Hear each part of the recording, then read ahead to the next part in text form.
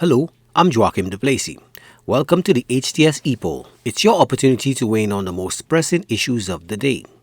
Pope Leo XIV's election has sparked varied reactions in Saint Lucia and the wider Caribbean. His missionary background in Peru offers hope for understanding the Global South's faith, a point emphasized by the Antilles Episcopal Conference's highlighting of his listening church approach. However, his quiet nature and focus on international matters cause some concern about his global engagement. Questions also linger regarding the continuity of previous synod. Despite this, the Antilles bishops are hopeful his emphasis on integrity will bring servant leadership. So we asked, do you have high hopes for Pope Leo XIV's pontificate? We took to the streets to get your opinion, and here's what you had to say.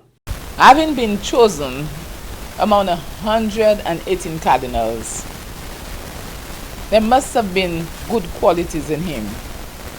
He seemed to be a man of humility, and I think he will continue the legacy of Pope Francis. Yeah, if you have 118 fellows to select him, he was chosen. He's probably the best,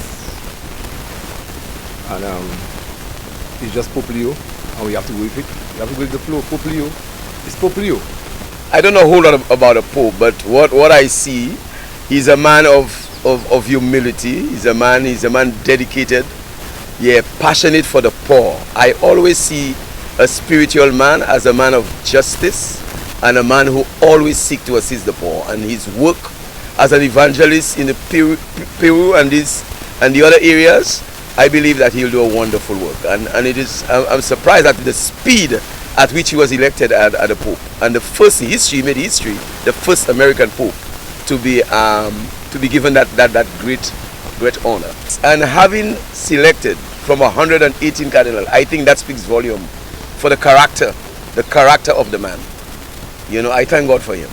Well, he was chosen from 118 people, and I just hope he continues the legacy of Pope Francis.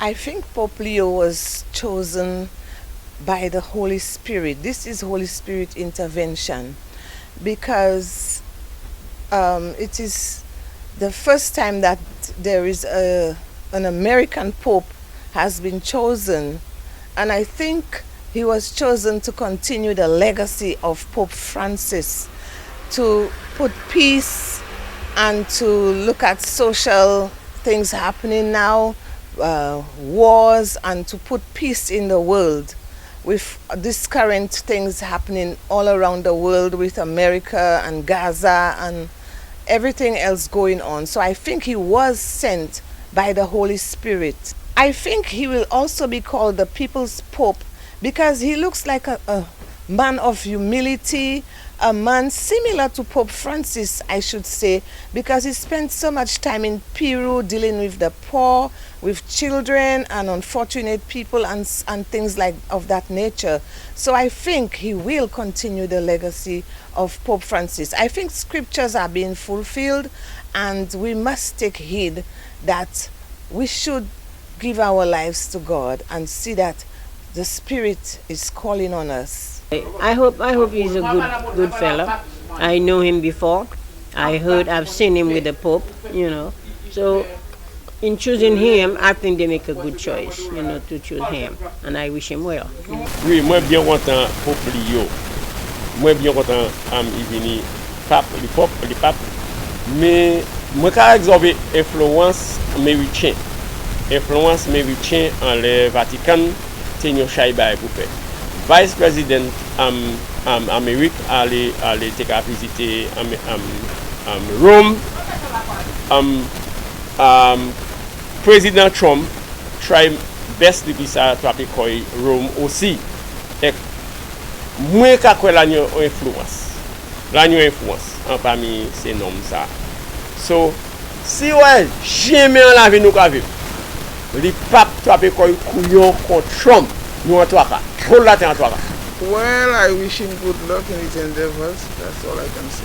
I find it's a popular choice, because considering that normally they would take about 5 days, for 5 or 4 more days, well, to see and to make a selection, and then that was just done in 2 days, so it must have been a popular choice among the cardinals, you understand. So I find being in the first American Pope, well, I hope that it brings something new to America. In America they claim to be the world's democracy, but remember, well, there's a lot of evil, a lot of corruption going on, So as a religious leader and then the moral, the leader of the world, well, let's hope it brings something new, fresh to America, Some quoi about Pope Leo XIV, il passait un monde qui était confié à Adam et qui était un bon monde, tenait une bonne réputation. Il pas été choisi.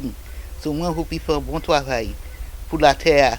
Ça parlait about lui-même quand il selected. Now to our new discussion. Saint Lucia's roads are seeing more and more vehicles, both hybrid and those with combustion engines, adopting LED headlights. While these lights might help the driver see better, their varying brightness levels are causing concern for others on the road. This inconsistency can lead to glare and temporarily blind other drivers, raising safety issues, especially in dimly lit areas. Consequently, there's a growing discussion about whether the current rules governing vehicle lights are sufficient to manage this situation. As LED technology becomes more widespread, the question is whether the existing regulations can effectively prevent the potential dangers caused by these diverse light intensities. So we ask, do current Saint Lucia regulations adequately address safety concerns arising from the varying brightness of LED headlights on vehicles? Remember, our Epoll team is always on the go to get your responses as well. Watch the HTS News Force from 7 p.m. for the results and a new discussion.